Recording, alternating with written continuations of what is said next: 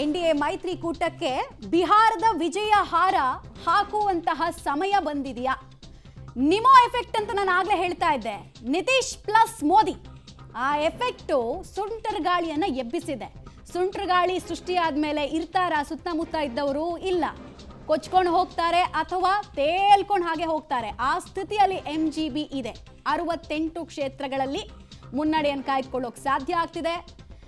ಅತ್ಯಂತ ಕುತೂಹಲವನ್ನ ಕೆರಳಿಸಿದಂತಹ ಬಿಹಾರದ ಚುನಾವಣೆ ರಾಷ್ಟ್ರದ ಮೂಡನ್ನ ತಿಳಿಸುತ್ತೆ ಅಂತ ಹೇಳ್ತಾ ಇದ್ದಂತಹ ಚುನಾವಣೆಯಲ್ಲಿ ಮಹಾಗಠಬಂಧನ್ ಸೋಲನ್ನ ಒಪ್ಪಿಕೊಳ್ಳುವಂತೆ ಭಾಸವಾಗ್ತಿದೆ. ನನಗೊಂದು ಇನ್ಫಾರ್ಮೇಶನ್ ಹೇಳೋದು ಬಾಕಿ ಇತ್ತು. LJP ನಂಬರ್ ಅನ್ನು ನೀವು ಈ ಕಡೆ ನೋಡ್ತಾ ಇದ್ದೀರಾ. LJP ಅಂದ್ರೆ ಚಿರಾಗ್ ಪಾಸ್ವಾನ್ ಅವರ ಪಾರ್ಟಿ. ಅದು 18 ಕ್ಷೇತ್ರಗಳಲ್ಲಿ ಮುನ್ನಡೆ. ತುಂಬಾ ದೊಡ್ಡ ಆಡ್ ಆನ್ ಅದು. ಲಾಸ್ಟ್ ಟೈಮ್ ಎಲೆಕ್ಷನ್ ಅಲ್ಲಿ ಅವ್ರು ಸಪರೇಟ್ ಆಗಿ ಕಂಟೆಸ್ಟ್ ಮಾಡಿದ್ರು, ಮುನಿಸ್ಕೊಂಡು ಅವ್ರನ್ನ ವಾಪಸ್ ಕರ್ಕೊಂಡು ಬಂದು ಅವರು ಮನವೊಲಿಸಿ 29 ಕ್ಷೇತ್ರಗಳಲ್ಲಿ ತಗೊಳ್ಳಿ ಟಿಕೆಟ್ ಅಂತ ಕೊಟ್ಟಿದ್ರು. ಅದರಲ್ಲಿ 18 ಕ್ಷೇತ್ರಗಳಲ್ಲಿ 18 ಕ್ಷೇತ್ರಗಳಲ್ಲಿ ಮುನ್ನಡೆಯನ್ನು ಕಾಯ್ದುಕೊಳ್ತಾ ಇದ್ದಾರೆ. ಆಮೇಲೆ ಓವರ್ ಆಲ್ ಬಿಹಾರ್ನ ಪಾಪ್ಯುಲೇಷನ್ ಅಲ್ಲಿ 5% ಪಾಸ್ವಾನ್ ಕಮ್ಯುನಿಟಿ ಇದೆ. ಮಹಾದಲಿತ್ ಕಮ್ಯುನಿಟಿ ಅದು. ಮಹಾದಲಿತರಲ್ಲಿ ನಿತೀಶ್ ಕುಮಾರ್ ಅವರ ಬಗ್ಗೆ ಒಂದು ನಂಬಿಕೆ ಅವ್ರಿಗೆ ತುಂಬಾ. ಯಾಕಂದ್ರೆ ದಲಿತರ ಜೀವನವನ್ನ, ಆ ಶೋಷಿತ ಸಮುದಾಯವನ್ನ ಎತ್ತೋ ಕೆಲಸವನ್ನು ಮಾಡಿದ್ರು. ಇನ್ಫ್ಯಾಕ್ಟ್ ಕರ್ಪೂರಿ ಠಾಕೂರ್ ಅವರನ್ನ ಬಿಹಾರದ ಜನ ಯಾವತ್ತೂ ಮರೆಯಲ್ಲ. ಇನ್ಫ್ಯಾಕ್ಟ್ ಕರ್ನಾಟಕದಲ್ಲೂ ಕರ್ಪೂರಿ ಠಾಕೂರ್ ಅವ್ರ ಬಗ್ಗೆ ಆಗಾಗ ಮಾತಾಡ್ತಾರೆ ಜನ. ನಮ್ಮ ದೇವರಾಜ್ ಅರಸು ಅವ್ರನ್ನ ಕರ್ಪೂರಿ ಠಾಕೂರ್ ಅವ್ರ ಜೊತೆಗೆ ಹೋಲಿಕೆ ಮಾಡ್ತಾರೆ. ಅಷ್ಟೊಂದು ಸಮಾಜವಾದ ತುಂಬಿತ್ತು, ಎಲ್ಲರನ್ನ ಎತ್ಕೊಂಡು ಹೋದ್ರು ಅಂತ. ಸೊ ಅದೇ ಕಲ್ಪನೆ ಮತ್ತು ಛಾಯೆಯಲ್ಲಿ ಇದ್ದವರು ನಿತೀಶ್ ಕುಮಾರ್. ಈ ಕಾರಣಕ್ಕೆ ಅವ್ರ ಬಗ್ಗೆ ಮಹಾದಲಿತ್ ಅಥವಾ ದಲಿತರಿಗೆ ಒಂದು ನಂಬಿಕೆ. ಕಾಸ್ಟ್ ಕಾಂಬಿನೇಷನ್ ಸಖತ್ ವರ್ಕೌಟ್ ಆಗಿದೆ. ಸ್ಪೆಷಲಿ ಬಿಹಾರದಲ್ಲಿ ಇಲ್ಲಿ ತನಕ ಮೇಲ್ಜಾತಿ ವರ್ಗದವರಿಗೆ 50%ನಷ್ಟು ಟಿಕೆಟ್ ಅನ್ನು ಕೊಟ್ಟೇ ಇಲ್ಲ. ರಜಪೂತ್ರು, ಬ್ರಾಹ್ಮಣರು ಅವರೆಲ್ಲರನ್ನ ಇಗ್ನೋರ್ ಮಾಡ್ತಾ ಇದ್ರು. ಬರೀ 11% ಅಷ್ಟೇ ಅಂತ. ಸಣ್ಣ ಸಣ್ಣ ಜಾತಿಗಳನ್ನ ಒಗ್ಗೂಡಿಸಿದ್ರೆ ನಮಗೆ ಅದು ಬಲ ತಂದು ಕೊಡುತ್ತೆ ಅನ್ನೋದನ್ನು ಪ್ರೂವ್ ಮಾಡಿದ್ದಾರೆ. ಆಮೇಲೆ ನುಸುಳುಕೋರರ ವಿಚಾರವನ್ನು ಒಂದು ರೈಸ್ ಮಾಡಿದ್ರು ಸೀಮಾಂಚಲ್ ಪ್ರದೇಶದಲ್ಲಿ, ಪಾಟ್ನಾದಲ್ಲಿ. ಮೋದಿ ಜೊತೆಗೆ JDU ನುಸುಳುಕೋರರ ವಿರುದ್ಧ ನಾವು ಕ್ರಮ ಅಂತ. ಅದು ಹಿಂದೂ ಮುಸ್ಲಿಂ ವೋಟ್ ಕನ್ಸಾಲಿಡೇಷನ್ಗೂ ಕೂಡ ಕಾರಣ ಆಗಿದೆ. ಸೊ ಅದು ಲಾಭ ಆದಂಗೆ ಕಾಣಿಸ್ತಾ ಇದೆ. ಕೌಂಟರ್ ವೋಟ್ ಕನ್ಸಾಲಿಡೇಷನ್ ನ ಸ್ಟ್ರಾಟಜಿ ಬಿಜೆಪಿಯ ಕೈ ಹಿಡ್ದಂಗೆ ಕಾಣಿಸ್ತಾ ಇದೆ ಬಿಹಾರದಲ್ಲಿ. JSP ಹೀನಾಮಾನವಾಗಿ ನೆಲ ಕಚ್ತಾ ಇದೆ. ಇನ್ನೊಂದು 15ರಿಂದ 20 ನಿಮಿಷ ಈ ನಂಬರ್ ಓಕೆ ಕಳಂಕ ರಹಿತ. ಇನ್ಫ್ಯಾಕ್ಟ್ ಸುಶಾಸನ್ ಬಾಬು ಅಂತ ಕರೀತಾರೆ ನಿತೀಶ್ ಕುಮಾರ್ ಅವರನ್ನ. ಯಾಕಂದ್ರೆ ಬಿಹಾರ ಇದ್ದಂತಹ ರೀತಿ ಬೇರೆ, ಬಿಹಾರ ಬದಲಾದಂತಹ ರೀತಿ ಬೇರೆ. ಸೊ ಅವರನ್ನ ಮತ್ತೆ ಜನ ನಂಬ್ತಾ ಇದ್ದಾರೆ. ಇವರನ್ನು ಇಳಿಸೋದಕ್ಕೆ ಕಾರಣ ಇಲ್ಲ ಅನ್ನೋದನ್ನ ಜನ ಹೇಳ್ದಂಗೆ ಕಾಣಿಸ್ತಾ ಇದೆ.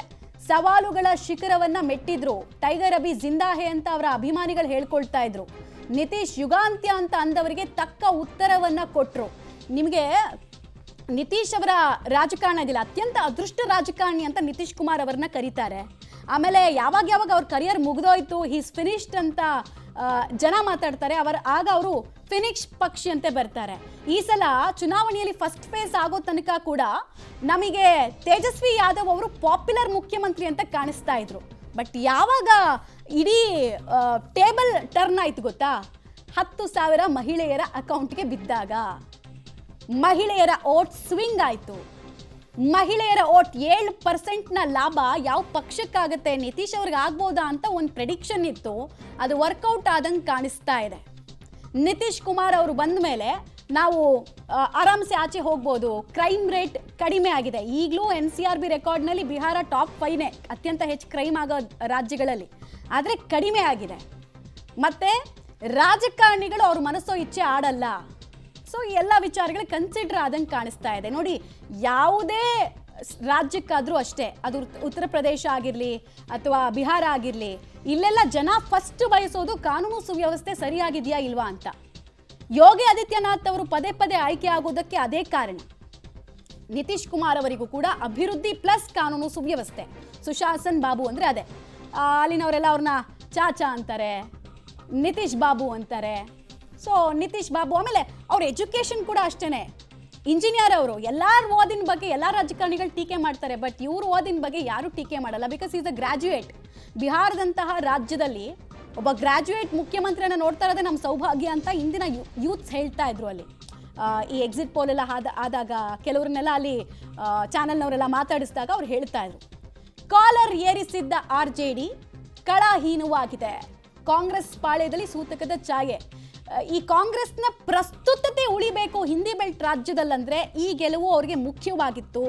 ಆದರೆ ಪ್ರಸ್ತುತತೆ ಕಳ್ಕೊಂಡು ಹಂತಕ್ಕೆ ಹೋದಂಗೆ ಕಾಣಿಸ್ತಾ ಇದೆ. ಮತ್ತೆ ಇಂಡಿ ಮೈತ್ರಿಕೂಟದ ಭವಿಷ್ಯ ನಿಮ್ಮ ವಿವೇಚನೆಗೆ ನಾವು ಬಿಡ್ತೀವಿ. ಮಹಾಗಠಬಂಧನ್ನಲ್ಲಿ ಸಂತೋಷದ ಅಲೆ ಏಳುತ್ತೆ ಅಂತ ನಿರೀಕ್ಷೆ ಇತ್ತು.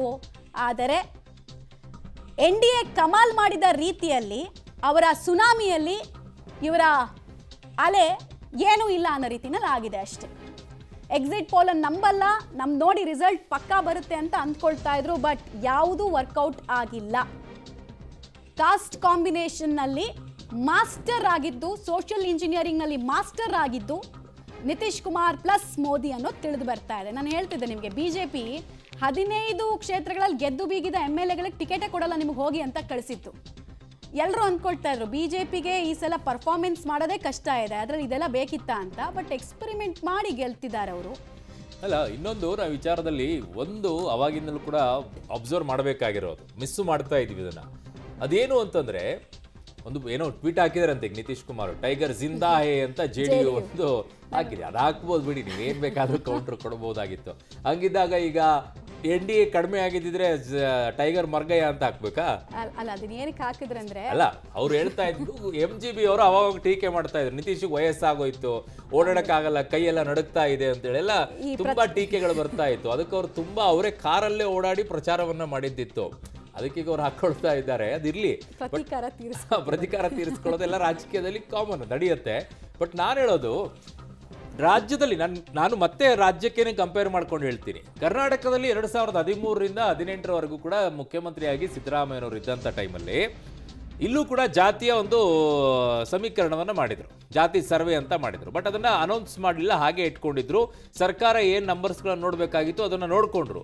ಬಟ್ ಅದನ್ನು ಯುಟಿಲೈಸ್ ಮಾಡ್ಕೊಳ್ಳೋದ್ರಲ್ಲಿ, ಅದನ್ನು ಲಾಭವಾಗಿ ಬದಲಾವಣೆ ಮಾಡ್ಕೊಳ್ಳೋದ್ರಲ್ಲಿ ಕಾಂಗ್ರೆಸ್ ಇಲ್ಲಿ ಫೇಲ್ ಆಗೋಯ್ತು. ಬಟ್ ಅದೇ ಬಿಹಾರಕ್ಕೆ ಬನ್ನಿ, ಬಿಹಾರದಲ್ಲಿ ಇಡೀ ದೇಶದಲ್ಲಿ ಮೊಟ್ಟ ಮೊದಲನೇದಾಗಿ ಒಂದು ಜಾತಿಯ ಸರ್ವೆಯನ್ನ ಮಾಡಿಸಿದ್ದು, ಗಣತಿಯನ್ನ ಮಾಡಿಸಿದ್ದು ಬಿಹಾರ 22ರಲ್ಲಿ. ಸೊ ಆ ನಂಬರ್ಸ್ಗಳು ನಿತೀಶ್ ಅವರಿಗೆ ಗೊತ್ತಿದ್ದು, ಅದನ್ನ ಹೇಗೆ ವರ್ಕೌಟ್ ಮಾಡಬೇಕು, ಕ್ಯಾಲ್ಕುಲೇಟಿವ್ ಆಗಿ ಹೇಗೆ ಬಳಕೆ ಮಾಡ್ಕೊಳ್ಬೇಕು ಅನ್ನೋದನ್ನ ಚಾಣಾಕ್ಷತನದಿಂದ ಮಾಡ್ಕೊಂಡ್ರು. ಅದೇ ಕಾಂಗ್ರೆಸ್ ಕರ್ನಾಟಕದಲ್ಲಿ ಫೇಲ್ ಆಯ್ತು. ಜಾತಿ ಸರ್ವೆಯನ್ನ ಮಾಡಿಸಿಯೂ ಕೂಡ ಫೇಲ್ ಆಗೋಯ್ತು. ನಿತೀಶ್ ಅವರಲ್ಲಿ ಮಾಡಿಸಿ ತಮಗೆ ಹೇಗೆ ಬೇಕೋ ಹಾಗೆ ಲಾಭ ಮಾಡ್ಕೊಂಡ್ಬಿಟ್ಟು ಯಾವ ಜಾತಿಗಳು ಎಲ್ಲಿ ಜಾಸ್ತಿ ಇದಾವೆ, ಯಾವ ಅಭ್ಯರ್ಥಿಯನ್ನ ನಿಲ್ಸಿದ್ರೆ ನಾವು ಗೆಲ್ತೀವಿ ಅನ್ನೋ ಕ್ಯಾಲ್ಕುಲೇಟಿವ್ ಅನ್ನ ಮಾಡಿಕೊಂಡು BJP ಜೊತೆಗೆ ಈ ನಂಬರ್ಸ್ಗಳು ಬರಕ್ ಕಾರಣ ಆಗಿತ್ತು. ಸೊ ಹಾಗಾಗಿನೇ ಒಂದು OBC ಮತ್ತು EBC ಕ್ಯಾಲ್ಕುಲೇಷನ್ ತುಂಬಾ ಜಾಸ್ತಿಯಾಗಿ ಸೌಂಡ್ ಮಾಡಿದ್ದು ಈ ಬಾರಿ. ಸೊ ಹಾಗಾಗಿ OBC ಎಲ್ಲಿದ್ದಾರೆ, ಅದರಲ್ಲಿ ಡಾಮಿನೇಟ್ ಆಗಿರುವಂತ ಜಾತಿ ಯಾವುದು ಅಲ್ಲಿ ನೋಡಿದ್ರು. EBC ಎಕನಾಮಿಕಲಿ ಬ್ಯಾಕ್ ಗ್ರೌಂಡ್ ಆಗಿರುವಂತ ಎಲ್ಲಿದ್ದಾರೆ,